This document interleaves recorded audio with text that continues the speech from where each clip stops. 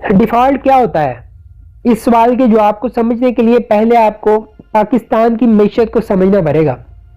پوری دنیا کی کرنسی ڈالر ہے، یعنی اسی کرنسی میں ٹریڈز ہوتی ہیں۔ اب ڈالر جمع کرنے کے 3 طریقے ہیں۔ پہلا ٹریڈ سرپلس، دوسرا بیرونی سرمایہ کاری، اور تیسرا قرض لینا۔ تجارتی سرپلس پہلا چین، کوریا، جاپان اور جرمنی جیسے ممالک پیدا کرتے ہیں، اور دوسرا بیرونی سرمایہ کاری سے ڈالر کمانے والے ملکوں میں یورپ، مغربی یورپ اور بھارت اور آسٹریلیا جیسے ممالک شامل ہیں، جبکہ امریکہ ڈالر خود پرنٹ کر لیتا ہے۔ اب پاکستان جیسے ٹریڈ ڈیفیسٹ کرنے والے تھرڈ ورلڈ کنٹریز کا واحد آپشن یہ ہوتا ہے کہ وہ قرض جمع کرتے ہیں۔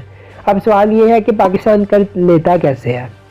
پاکستان کچھ قرض تو چین، سعودیہ، دوست ممالک سے لے لیتا ہے، لیکن کچھ جو باقی قرض ہوتا ہے جس کی اسے ضرورت ہوتی ہے وہ ورلڈ بینک سے یا ایشین بینک مختلف منصوبوں کی مدد میں اسے دے دیتا ہے۔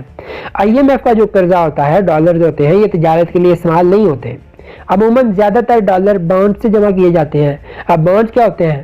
سادہ ترین الفاظ میں بانڈز انویسٹر سے سود پر قرض لینا ہوتا ہے، اور یہ سود ملک کی سیاسی اور مالی حالت سے مشروط ہوتا ہے۔ جس ملک کی سیاسی اور مالی حالت مستحکم ہو اس کے بانڈز فوری طور پر انتہائی کم شرح سود پر خرید لیے جاتے ہیں، کیونکہ ڈیفالٹ رسک نہیں ہوتا، یعنی لو رسک لو ریٹرن۔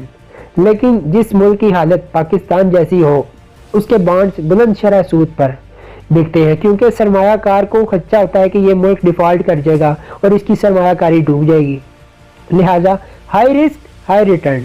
اب صورتحال یہ ہے کہ رواں مالی سال میں پاکستان شدید سیاسی اور مالی عدم استحکام کا شکار ہے، جس کی وجہ سے عالمی کریڈٹ ریٹنگ ایجنسیاں فچ، موڈیز وغیرہ پاکستان کی کریڈٹ ریٹنگ کو مسلسل ڈاؤن گریڈ کر رہی ہیں، اور اس وجہ سے پاکستان کا ڈیفالٹ رسک جو ہے یہ مارچ میں محض 5% تھا اور اب تقریباً 93% ہو چکا ہے۔ کیا اس کا مطلب یہ ہے کہ پاکستان ڈیفالٹ ہو گیا ہے؟ نہیں، ابھی باضابطہ طور پر نہیں ہوا، کیونکہ کوئی ادائیگی سے پاکستان نے انکار نہیں کیا، لیکن بانڈز مارکیٹ کے انویسٹرز پاکستان کو ڈیفالٹ یعنی دیوالیہ ملک سمجھ کر ٹریٹ کر رہے ہیں اور بانڈز نہیں خرید رہے۔ پاکستان نے رواں مالی سال 30 جون 2023 تک تقریباً 22 ارب ڈالر جمع کرنا ہے۔ یہ تب جمع ہوگا جب I M F bond market کو سگنل دے گا، اور وہ سگنل تب دے گا جب اس کی شرائط مانی جائیں گی۔ شرائط انتہائی سخت ہیں اور تسلیم کرنے سے نہ صرف عام شہری کو نقصان ہوگا بلکہ موجودہ حکومت کی سیاست بھی داؤ پر لگ جائے گی، جس سے وہ گھبرا رہی ہے۔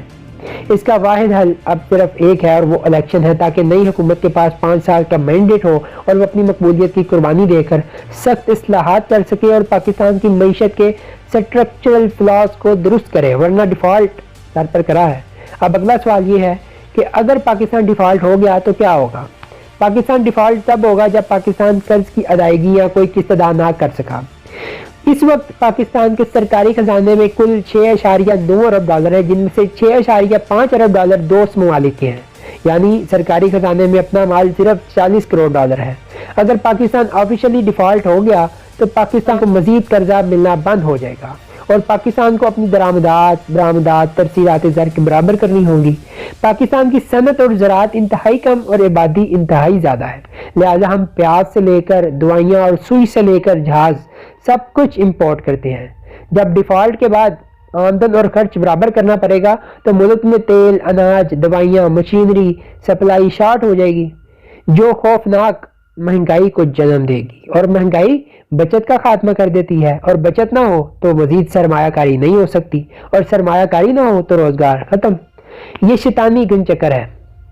اس پینک میں لوگ اپنے پیسے نکلوانے بینکوں کو دوڑیں گے، جس سے بینکاری نظام تباہ ہو سکتا ہے، اسٹاک ایکسچینج تباہ ہو سکتی ہے۔